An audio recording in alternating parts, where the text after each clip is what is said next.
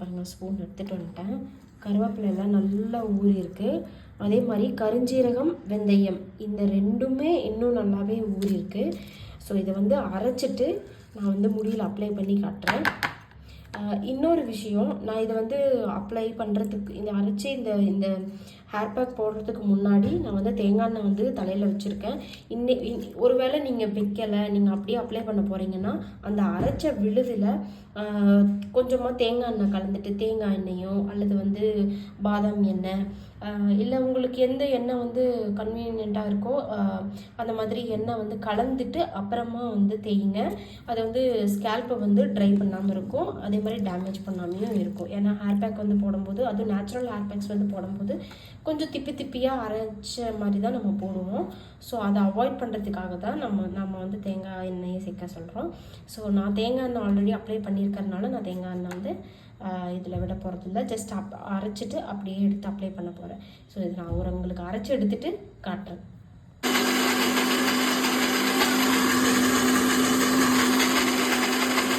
பாருங்கள் நல்லா அரைச்சிருச்சு.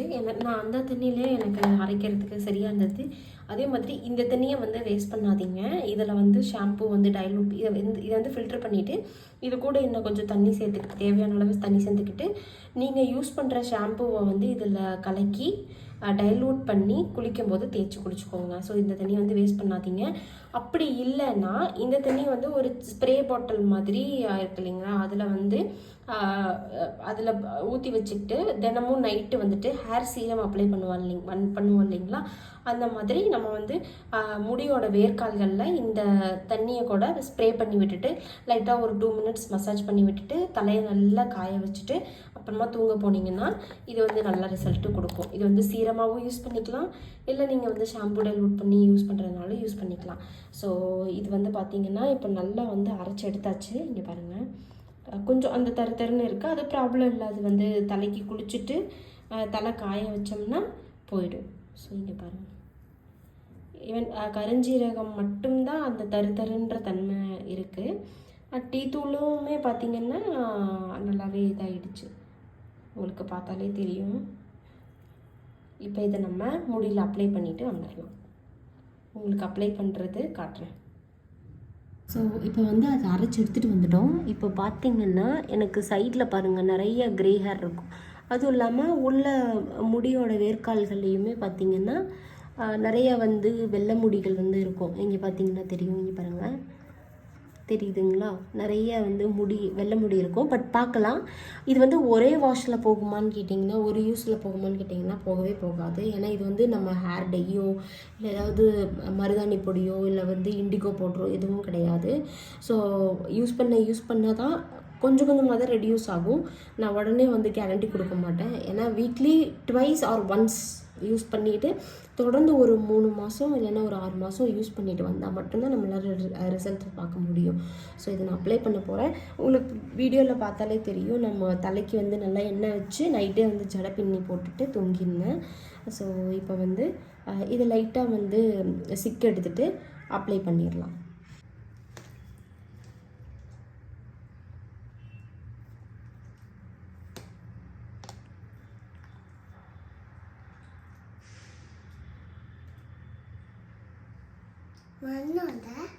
இருமா,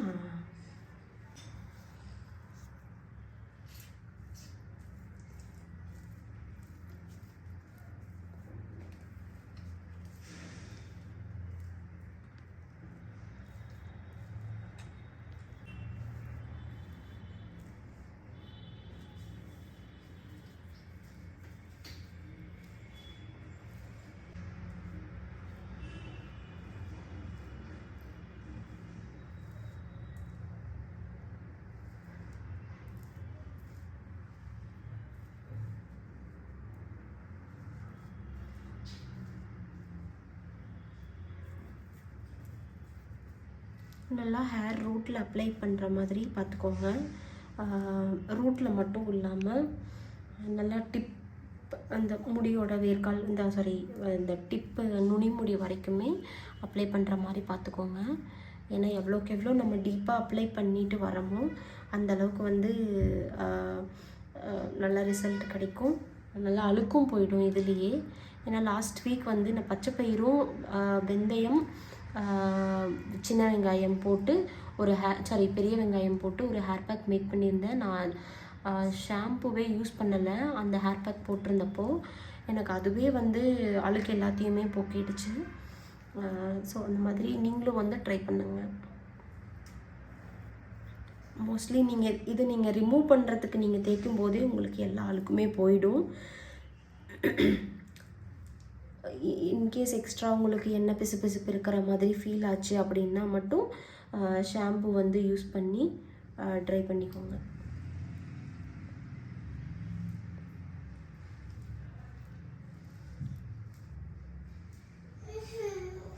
அவ்வளோதான்.